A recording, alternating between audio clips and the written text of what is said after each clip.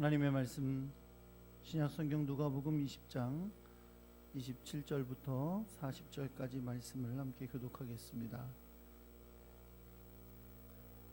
제가 가지고 있는 성경은 신약성경 131페이지에 있습니다. 누가복음 20장 27절부터 40절까지 말씀입니다. 한 절씩 교독하겠습니다. 부활이 없다고 주장하는 사두개인 중 어떤 이들이 와서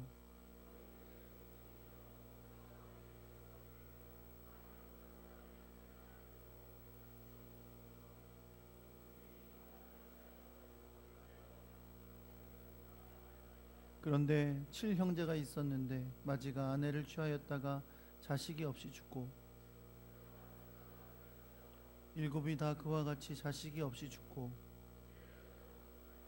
7이 다 그를 아내로 취하였으니 부활 때에 그 중에 누구의 아내가 되리이까? 저 세상과 및 죽은 자 가운데서 부활함을 얻기에 합당히 여김을 받은 자들은 장가가고 시집가는 일이 없으며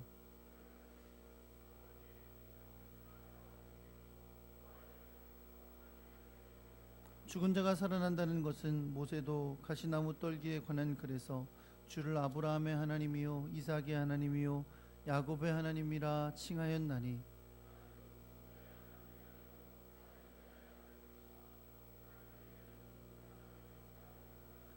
서기관 중 어떤 이들이 이르되 선생님 잘 말씀하셨나이다 하니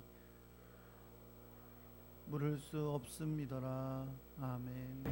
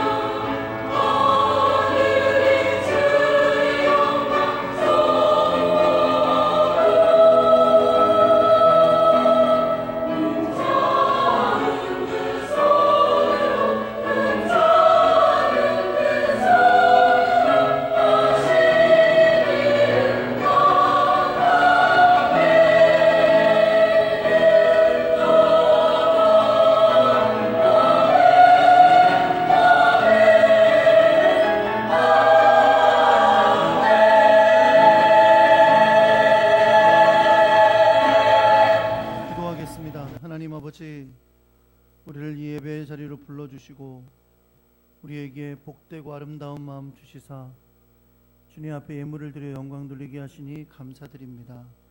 귀한 손길들을 주님 기억해 주셔서 주님의 크고 놀라운 사랑과 은혜로 갚아주옵소서. 마음에 근심되고 어려울 때에 평안을 허락해 주시고 이 세상을 살아가며 승리할 수 있는 지혜와 용기를 허락하시고 또 하나님이 기뻐하실 만한 열매를 맺을 아름다운 여건과 상황도 허락하여 주옵소서.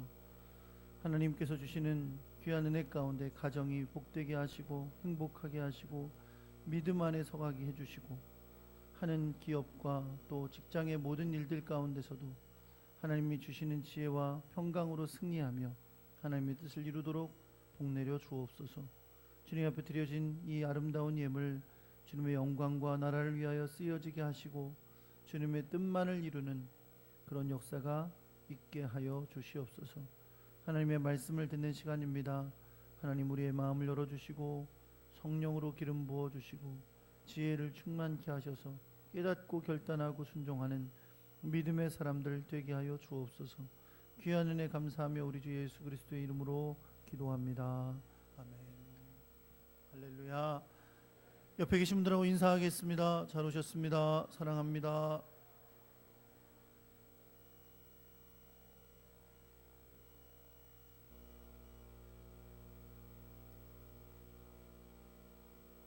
옆에 사람하고 인사를 하게 될 때 마음이 열려요. 옆에 사람하고 인사를 하는데 앞에 저만 쳐다보고 계신 분들 계셔요. 어색하시니까 그렇죠. 저도 그런 걸 잘 못하는데 목사 되니까 또 시켜요. 네. 자, 한번 따라해 보겠습니다. 하나님의 자녀는 부활의 자녀다. 사랑하는 성도 여러분 하나님의 자녀이십니까? 그렇다면 여러분이 부활의 자녀인 것을 믿으시기 바랍니다. 여러분이 하나님의 자녀인 걸 믿으신다면 여러분은 분명 주님이 다시 오실 때에 부활할 것입니다. 그러한 부활의 믿음이 여러분에게 있고 부활의 믿음이 있기에 오늘 여러분과 제가 사는 삶이 부활의 믿음으로 사는 삶이 되어야 될 줄 믿습니다. 분명한 건 오늘 부활절은 아닙니다. 그런데 오늘 말씀이 부활이니까 부활의 신앙을 깊이 깨닫는 복된 시간 되시기를 예수 그리스도의 이름으로 축원합니다. 남자분들 중에는 이런 경험을 해보신 분들이 많으실 거예요. 손톱을 깎으려고 그러는데 손톱 깎기가 없어요. 그래서 여기저기 찾아봅니다. 서랍도 열어보고 찾을 수가 없어요. 조금 짜증이 나기 시작합니다. 어디 있는지 몰라서. 그래서 결국 아내에게 묻습니다. 여보, 손톱 깎기 어디 있어요? 이렇게 존댓말로 물었나? 손톱 깎기 어디 있냐고 묻습니다. 그랬더니 아내가 답합니다. 거기 왜 어디 서랍에 있잖아요. 그 얘기를 듣고 남편이 답하죠. 거기 다 찾아봤어요. 아내가 다시 말하죠. 진짜 찾아봤어요. 거기 있는데 잘 찾아봤어요? 이러고 묻죠.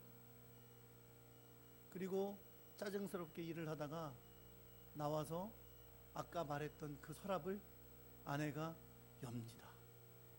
그리고 작은 종이 하나 치웠더니 그 밑에 손톱깎이가 있습니다. 남편이 할 말이 없어집니다. 아내는 이렇게 말하죠. 아니, 이걸 왜 못 찾아? 종이 한 장만 치우면 되는데 그걸 들춰보질 않아서 못 찾냐고 이렇게 말하죠. 남의 얘기 같지가 않아요. 그렇죠? 네. 아내 여러분, 이런 일을 당하고 나서 여러분의 남편들에게 둔하다거나 차분하지 못하다거나 꼼꼼하지 못하다거나 게으르다고 지금까지 비난해 오셨다면 이제는 그런 태도를 제발 버리시기를 부탁드립니다. 왜냐하면 이건 남자들이 여자들에 비해 여러 가지를 한꺼번에 할 수 있는 능력이 부족하기 때문입니다. 서랍을 살피는 공간 지각 능력과 손톱깎이를 떠올려야 하는 전두엽의 활동과 손과 발을 적절히 움직여야 하는 손의 활동이 동시에 작동해야 되는데 남자들은 공간, 지간 능력은 발달했는데 나머지가 발달하지 않았어요. 특히 이거를 동시에 사용할 때는 아주 능력이 떨어집니다. 그래서 남자들은 잘 못 찾는 건데 여자들은 이게 한꺼번에 할 수 있는 능력이 있어요. 오히려 한꺼번에 할 때 더 신나서 잘하는 능력이 있어요. 그러니 여자들이 보기엔 남자가 답답한 거지. 그렇죠? 사랑하는 성도 여러분, 아니 사랑하는 아내 여러분, 여러분은 물건을 찾는 일을 남편들보다 잘한다는 것을 당연한 것으로 여기시기 바랍니다. 원래부터 여자는 남자보다 물건을 잘 찾는 거다. 남자들은 원래 못 찾는 게 특징이다 라고 생각하시고 우리 물건 찾기에 둔한 남편들에게 한량없는 은혜를 베풀어 주시기를 바랍니다. 아무리 여러분이 잔소리를 하셔도 고쳐지지 않습니다. 제가 이런 물건 찾는 능력에 대해서 남자와 여자 간의 생물학적인 차이를 말씀드렸는데, 사실 남자와 여자는 차이 나는 게 그런 것이 뿐만이 아니라 수도 없다 그래요. 그렇죠? 너무 많이 차이 나는데 우리는 서로를 이해하지 못하고 그것 때문에 다투고 하는 일이 너무 많은 거죠. 사실 그것뿐만이겠어요? 이 세상을 살아보면 수많은 사람들을 우리가 만나며 사는데 다 나랑 다릅니다. 생각하는 것도 다르고 좋아하는 것도 다르고 삶의 방식도 다 다릅니다. 가능하면 나와 다른 사람들을 좀 이해하려고 그러고, 또 나와 다른 사람들을 너무 비난하기보다는 그들에게 좋은 것들을 나눠줄 수 있려고 하는 것이 더 올바른 자세겠죠. 그러나 그럼에도 불구하고 이런 다원주의적인 세상 속에서 우리는 결코 진리를 타협할 수는 없는 겁니다. 자기가 생각하는 것이 다 옳다고 여기는 게 오늘날의 세상이지만 우리는 우리의 기준을 자기가 원하는 것, 자기가 좋아하는 것에 두고 사는 사람들이 아니라 하나님이 원하시는 것, 하나님의 말씀이 우리에게 가르치시는 것을 기준에 삼고 사는 사람들이기 때문에 그렇습니다. 그런데 이게 여러분 쉽지가 않아요. 왜 쉽지가 않냐면 하나님의 진리에 어긋나는 것을 주장하고 그걸 가지고 운동을 하고 그거 가지고 다른 사람들을 유혹하는, 특별히 그리스도인들도 유혹하는 수많은 사람들의 주장에는 다 또 나름대로의 논리가 있고 정당화하는 방법이 있기 때문에 그렇습니다. 얼마 전에 제가 사무총장으로 섬기고 있는 천안시 기독교 청년합회에서 천안 신천지교회에 공개 토론을 제안했습니다. 그리고 공개 토론을 제안하고 그 다음에 협상을 진행했어요. 먼저 우리는 신천지 쪽에 11가지 주제를 제안했습니다. 그 11가지 주제는 모두 다 신천지에서 매우 중요하게 여기고 주장하는 내용들이었습니다. 그렇게 해서 공개 토론을 제안했더니 그쪽에서 다시 11개 주제를 우리에게 보내왔어요. 11개 주제를 가지고 하자고 다른 주제를 보내왔습니다. 그래서 우리는 우리가 제시한 것만으로 충분하지만 당신들이 그렇게 다른 주제를 가져왔으니까 협상을 통해서 적당한 주제를 만들어내자라고 토론을 같이 하다가 이제 반반씩 양쪽이 원하는 주제를 정해서 공개 토론을 하기로 하고, 이제 어떻게 공개 토론을 진행할 것인가 라는 것을 협상을 진행했었습니다. 그런데 돌연 신천지 쪽에서 공개 토론을 하되 성경을 보지 말고 하자, 어떤 자료도 보지 말고 하자, 이렇게 제안을 해왔습니다. 성경을 보지 말고 하자, 이 주장은 우리가 받아들여 줄 수가 없는 거예요. 왜냐하면 우리는 성경을 가지고 그들이 주장하는 것이 성경적이지 않은 것을 설명해야 되는 거잖아요. 그러면 성경을 가지고 그들이 주장하는 게 왜 맞는지를 성경을 가지고 설명을 해야 되잖아요. 근데 성경을 보지 말자는 거예요. 다른 자료도 아무것도 보지 말고 그냥 서로 얼굴 쳐다보고 하자는 거예요. 이 얘기는 뭐냐면 서로 자기들 주장하다가 헤어지자는 거죠. 우리는 이게 맞고 저게 맞고 하면서 주장하다 헤어지자는 거예요. 여러분, 왜 성경을 보지 말고 하고 토론을 하자라고 주장하게 되는 걸까요? 그건 사실 단순한 거예요. 성경을 보지 않아도 그들은 이미 틀에 짜놓은 듯한 논리를 가지고 있는 거죠. 성경을 여기저기 짜맞춰서 자기들의 주장이 맞는 것처럼 만들어 놓은 교리가 있다는 겁니다. 사실 수많은 성도들이 신천지에 넘어가는 경우에 그러한 짜맞춰진 교리에 넘어갑니다. 너무 짝짝 맞아 떨어지는 거죠. 이게 맞고 저게 맞고 이게 맞고 저게 맞고 다 맞아 떨어지게 해놓으니까. 사실 성경을 가지고 그들의 논리를 살펴보면 그건 성경에서 가르치는 진리가 아닙니다. 그러니 성경을 보지 말고 하자는 거죠. 우리가 짜놓은 대로 얘기할 테니까 그냥 그거나 서로 얘기하다 가자는 거지. 성경을 가지고 그 논리가 맞는지, 그들이 말하는 것이 옳은 것인지를 설명하는 것을 원치 않는 겁니다. 결국 청기총은 이걸 이렇게 주장하는 천안 신천지 교회와의 통계 토론을 결렬된 것으로 여기고 이것을 그대로 언론에 공토하기로 했습니다. 공개하기로 했습니다. 그러나 이게 끝이냐? 끝이 아닙니다. 그래서 결국 이제는 신천지 본부에 이만희 씨에게 직접 공개 토론을 요청하기로 했습니다. 이제 앞으로 그런 일들이 진행될 것입니다. 그래서 얘기를 듣자니 그쪽에서 난리가 났대요. 갑자기. 왜냐면 우리가 그쪽까지 간다고 하니까 왜 천안에서 해결을 못했냐. 아마 이런 식의 얘기가 나왔겠죠. 그 본부 쪽에서는. 여러분도 계속 관심을 가지고 기도해 주시기 바랍니다. 여러분, 거짓된 것도 거짓된 논리로 옳은 것처럼 주장할 수 있고, 혹은 자기가 주장하지 않더라도 자기가 잘못된 생각을 가지고 그것이 옳다고 여기면 그것이 마치 옳은 것처럼 믿어질 수 있습니다.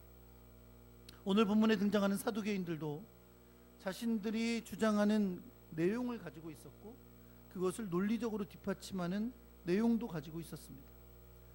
그렇기 때문에 자신 있게 예수님께 나와서 그들의 주장을 펼치게 됩니다. 그것은 뭐에 대한 거였냐면 바로 부활에 대한 것이었어요.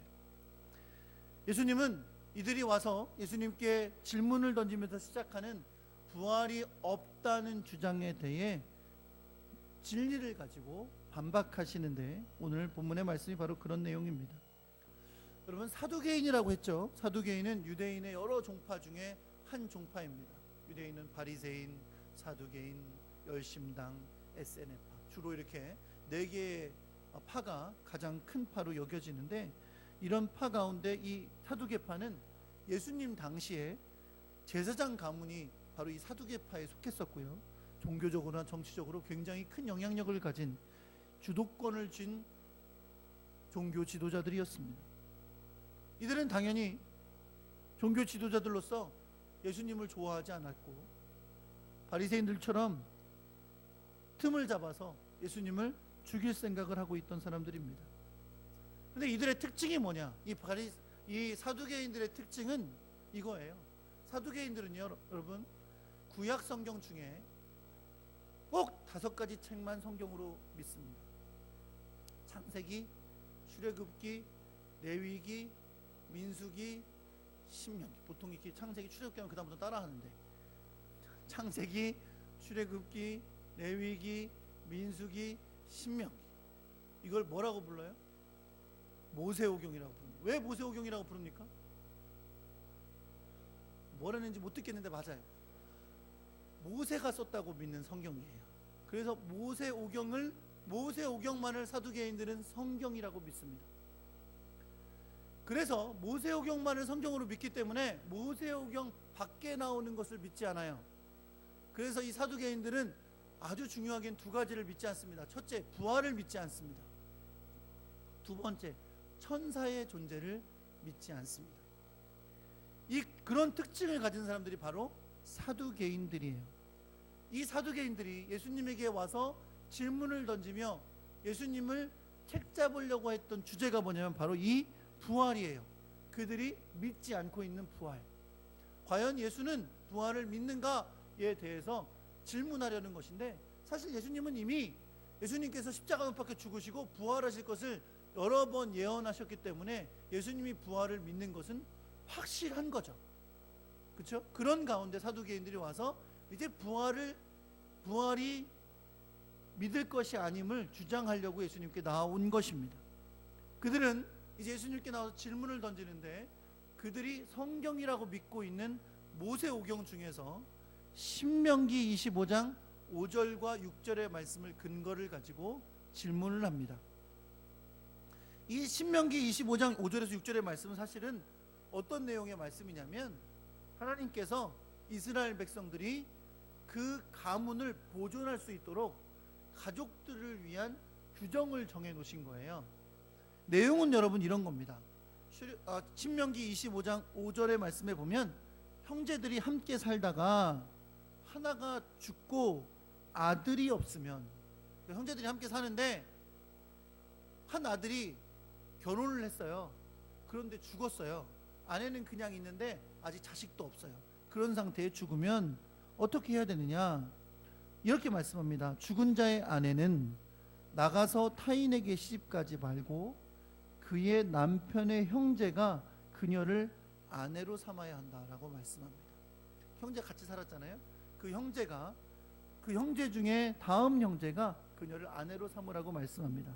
그리고 그것이 끝이 아니에요. 6절에는 뭐라고 그러냐면, 그 여인이 낳은 첫 아들, 그러니까 형제와 결혼해서 낳은 첫 번째 아들은 그 죽은 형제의 이름을 잊게 해서 그 이름이 이스라엘 중에서 끊어지지 않게 하라 라고 말씀하고 있습니다. 이걸 봐도 이건 결국 뭐를 위한 규정인 걸 알 수 있어요. 가문을 지키기 위한, 이스라엘 백성들의 가문을 지키고 이어나가게 하기 위한 규정인 거죠.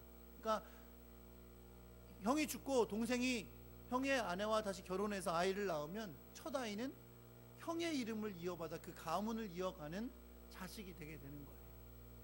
그렇게 해서 가문이 이어나가도록 규정을 정해 놓으신 겁니다. 자, 이 신명기 말씀을 근거로 사두개인들이 예수님께 하는 질문은 이것입니다. 예수님께 이렇게 말하는 거예요.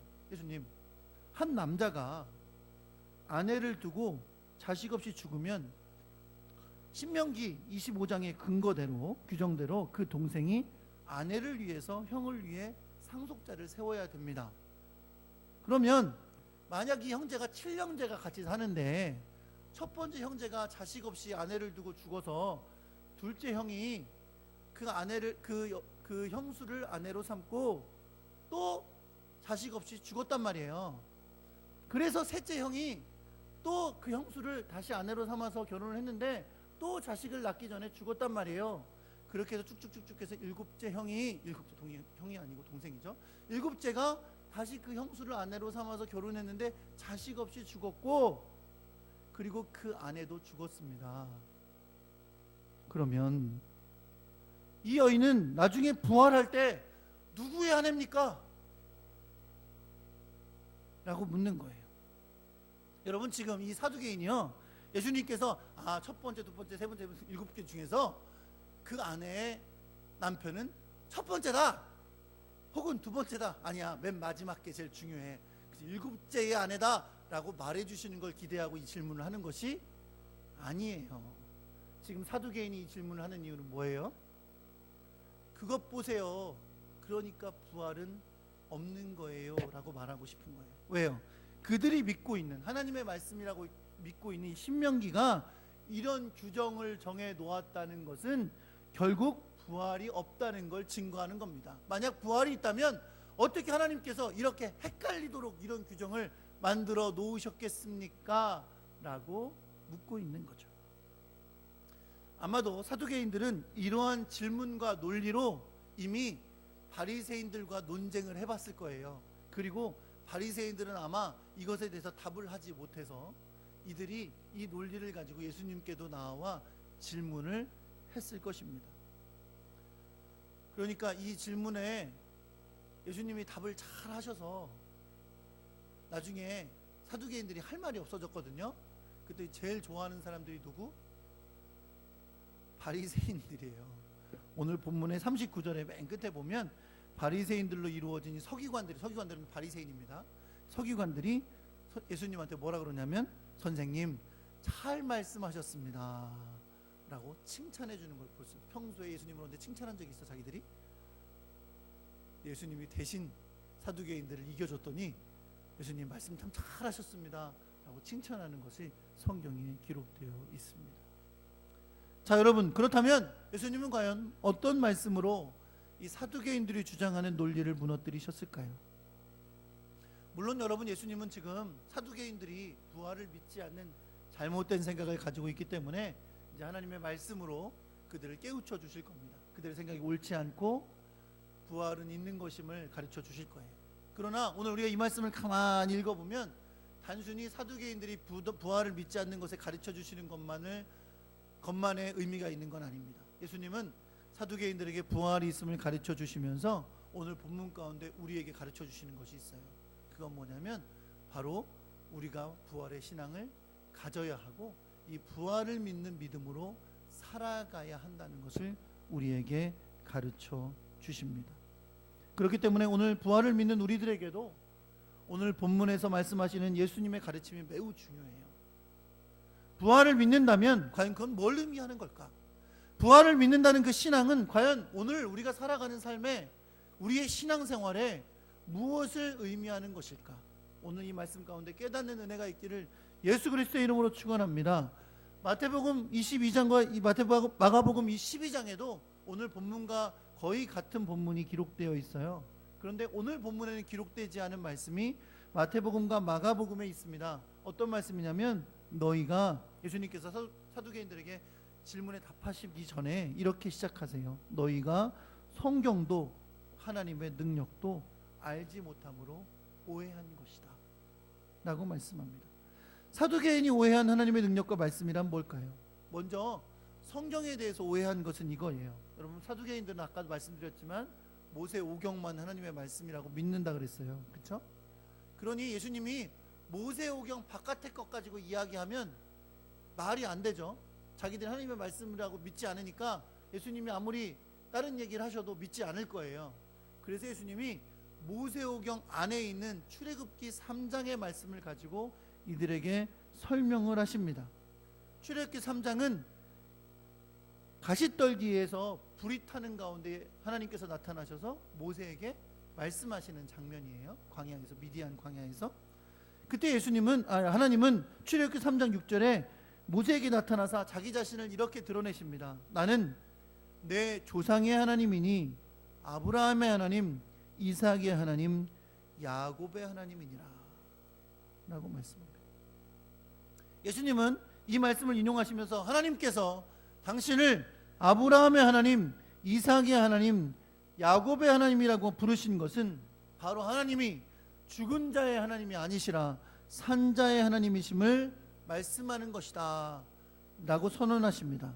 이 말은 무슨 말이냐면 아브라함과 언약을 맺으셨던 하나님, 야곱과 이삭과 언약을 맺으셨던 하나님, 그 하나님의 이름으로 하나님이 불린다면 아브라함과 이삭과 야곱은 죽은 자가 될 수가 없어요. 왜냐하면 그들과 맺은 언약이 유효하려면 바로 하나님이 산자의 하나님이 되셔야 하는 것입니다.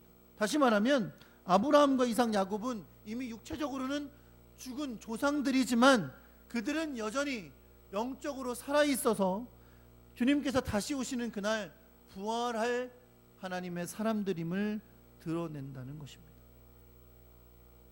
사두개인들이 오해한 하나님의 능력은 무슨 능력일까요? 바로 부활의 능력입니다. 부활의 능력의 핵심은 하나님께서 자녀로 삼으신 자들이 바로 부활의 자녀라는 겁니다. 만약 그들이, 이스라엘 백성들이 하나님의 백성이다, 사두개인 자신들도 자기들이 하나님의 백성이고 하나님의 택하신 민족임을 믿는다면 하나님은 분명히 그들에게 부활의 하나님이 되신다는 거예요. 그들은 부활의 자녀라는 겁니다. 한번 따라해 볼게요. 하나님의 자녀는 부활의 자녀다. 이 세상의 자녀들은 장가도 가고 시집도 갑니다. 이 세상에 속해 있을 때는 그것이 다 의미 있고 중요해요. 왜? 다 육신을 가지고 사니까. 생육하고 번성하라는 하나님의 명령도 있고 육신을 가지고 살아가면서 결혼하고 자식 낳고 가정을 이루고 집도 사고 직장도 갖고 사업도 하고 이런 모든 일들이 다 중요하고 의미 있을 수 있어요. 그러나 그거에만 내 인생의 모든 것이 있는 양 생각하는 건 하나님의 자녀다운 모습이 아닙니다. 왜? 하나님의 자녀는 부활의 자녀이기 때문에 그렇습니다. 하나님의 자녀들은 비록 육신을 갖고 살아가면서 이 땅에서 살아가지만 육신이 끝난다고 끝이 아니라는 거죠. 분명 주님이 다시 오실 그 마지막 날에 우리가 부활할 것을 믿습니다. 그래서 오늘 본문 36절에 정리하여 이렇게 말씀하시는 거예요. 부활의 자녀로서 하나님의 자녀입니다. 다시 말해 하나님의 자녀는 결국 하나님의 능력으로 부활하게 될 것이고, 그렇게 부활할 때, 부활의 모습이 되었을 때는 이 땅에 육신을 갖고 있을 때 중요하게 여겼던 장가가고 시집가고 자녀 낳고 하는 것은 의미가 없어진다는 거예요. 왜요? 그때는 하나님과의 영적 관계 속에 주님을 예배하는 거룩한 존재가 될 것이기 때문에 그렇습니다. 여러분, 기록에 의하면 이 사두개인들은 그 당시에 유대인들 공동체 사이에서 종교적으로 정치적으로 굉장히 영향력 있는 사람들이었어요. 그런데 역사가 평가하기를 사두개인들은 매우 세속적이었다 라고 평가합니다. 그들은 종교적인 정치적인 능력을 가지고 자기들의 배불리는 것에 얼마나 관심이 많았는지 몰라요. 우리가 성경에서 보였던 성전에서 장사하고 돈 바꾸고 그렇게 성전을 어지럽혔던 사람들의 대표적인 사람들이 바로 이 사두개인들입니다. 어디서 그것이 시작됐을까요? 어디서 그들은 그렇게 세속적인 욕심에 가득한 사람들이 되었을까요? 부활의 신앙이 없었기 때문입니다. 이 세상이 끝이니까요. 이 세상에서 사는 게 끝이니까, 이 세상에서 많이 먹고 많이 누리고 많이 벌고 잘 되고 즐겁고 쾌락을 누리는 것이 중요했기 때문입니다. 이 세상에서 시집가고 장가가는 일, 그것이 중요하지 않다는 게 아닙니다. 그러나 그것이 끝인 양 사는 것은 하나님의 백성다운 모습이 아니에요. 하나님의 백성은 부활한 하나님의 백성이니까 부활을 믿고 부활의 신앙으로 살아가는 하나님의 사람들이 되어야 될 줄 믿습니다. 놀라운 사실이 뭡니까? 우리가 하나님의 자녀가 되었기에 부활의 자녀인 것을 믿는데, 우리가 마지막 날에 부활할 것을 믿는데, 우리가 육신이 죽으면 그날 하나님 앞에 설 것을 믿는데, 여전히 이 세상에서 육신의 정욕과 안목의 정욕과 이생의 자력에 얽매여 하나님 나라를 바라보지 않고 살아가는 너무나 많은 일들이 우리에게 일어나고 있다는 것입니다.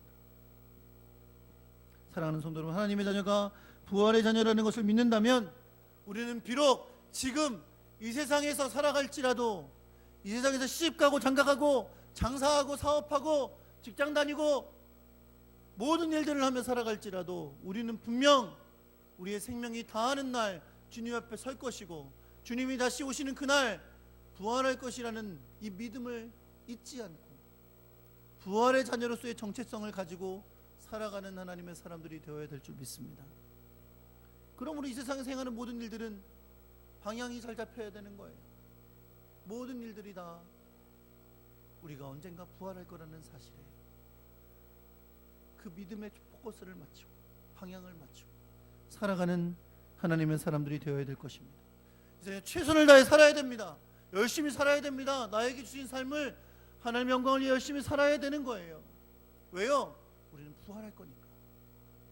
내 욕심과 내 영광과 내 즐거움과 내 행복만 누리며 사는 게 아니라, 내가 부활하여 주님 앞에 설 것을 기대하면서 기억하면서 잊지 않고 부활의 믿음으로 오늘 이 세상을 살아가는 여러분과 제가 되기를 우리 주 예수 그리스도의 이름으로 축원합니다. 빌립보서 3장 10절 이하에 보면 죽음을 앞두고 있는 사도 바울이 로마 감옥에서 빌립보 교회 성도들에게 편지를 씁니다. 사도 바울은 그들에게 이렇게 씁니다. 내가 그리스도와 그 부활의 권능과 그 고난에 참여함을 알고자 하여 그의 죽으심을 본받아 어떻게 해서든지 죽은 자 가운데서 부활에 이르려 하노라. 죽을 때가 가까이 오고 있어요. 그걸 사도 바울이 알아요. 나 이제 곧 순교당하고 죽게 될 것을 알아요. 예수 믿는 사람이 죽을 때 가까이 오는 것을 알 때 기억해야 될 게 뭐예요? 이 죽는 게 끝이 아니다. 나는 이 육신이 끝나면 주님 앞에 설 것이고 주님이 다시 오시는 날 다시 부활할 것이다. 라는 믿음을 갖는 거죠. 그렇죠? 사도 바울이 그걸 주장하는 거예요. 그렇다면 내가 그냥 단지 이렇게 죽을 게 아니라 주님 앞에 설 거고 주님 다시 온 날 부활할 걸 믿는다면 난 이 남은 시간 어떻게 살까? 어떻게 살까? 이렇게 기록합니다. 내가 이미 얻었담도 아니고 온전히 이루었담도 아니라 오직 내가 그리스도 예수께 잡힌 바 된 그것을 잡으려고 달려가노라. 형제들아, 나는 내가 아직 잡은 줄로 여기지 아니하고 오직 한 일 즉 뒤에 있는 것은 잊어버리고 앞에 있는 것을 잡으려고 표대를 향하여 그리스도 예수 안에서 하나님이 위에서 부르신 부름의 상을 위하여 달려가노라. 지금껏 수도 없이 주를 위해 고난받았고 주님을 위해 애썼고 눈물을 흘렸고 고난당했고 교회를 세웠고 전도했고 수많은 주님을 위해 사용됐던 그지만 사도 바울은 이제 죽을 것을 앞에 둔 상황 가운데 부활을 기억하고 지금도 이렇게 말하고 있는 거예요. 내가 지금 다 얻었다는 거 아니다. 다 이루었다고 생각하지도 않는다. 나는 아직도 예수 그리스도께 잡힌 바 된 그걸 잡으려고 오늘도 나는 달려간다. 왜? 인생이 끝이 아니니까. 육신이 끝난다고 끝이 아니니까 남은 인생 그냥 편안히 살다가 죽으면 그만이지 라고 살지 않는 거예요. 왜? 내 인생 끝나면 주님 앞에 설 것이고 부활의 영광에 이를 날이 올 것이니까 이 남은 시간도 달려가는 거예요. 표대가 있는 거예요. 주님이 나를 부르셨다는 사실, 주님의 사람으로 부르셨다는 사실, 주님의 일꾼으로 부르셨다는 사실 때문에 오늘도 달려가는 거예요. 사도 바울이 죽을 날이 얼마 남지 않았으니까 그런 거 아니냐고 생각할지 몰라요. 그러나 고린도전서에서도 사도 바울은 부활에 대해서 이렇게 묘사합니다. 고린도전 15장에 보면 보라 내가 너희에게 비밀을 말하노니 우리가 다 잠잘 것이 아니요 마지막 나팔에 순식간에 호련히 다 변화되리니 나팔 소리가 나매 죽은 자들이 썩지 아니할 것으로 다시 살아나고 우리도 변화되리라. 이 썩을 것이 반드시 썩지 아니할 것을 입겠고 이 죽을 것이 죽지 아니함을 입으리로다.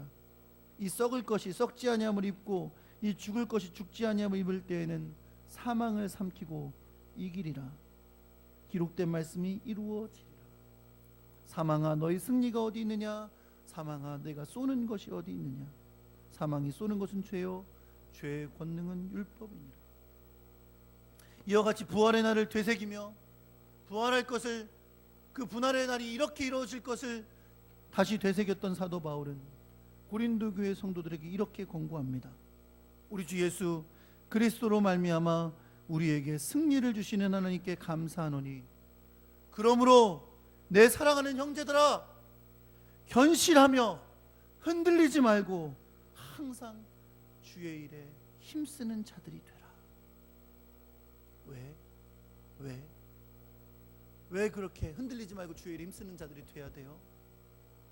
이는 너희의 수고가 주 안에서 헛되지 않은 줄 알미라. 부활을 믿는 신앙은 우리가 주님 앞에 살아가는 이 삶이, 주님을 위해 헌신하는 이 삶이, 주의 영광을 위하여 고난받는 이 삶이 결코 헛되지 않는 것을 믿는 삶입니다.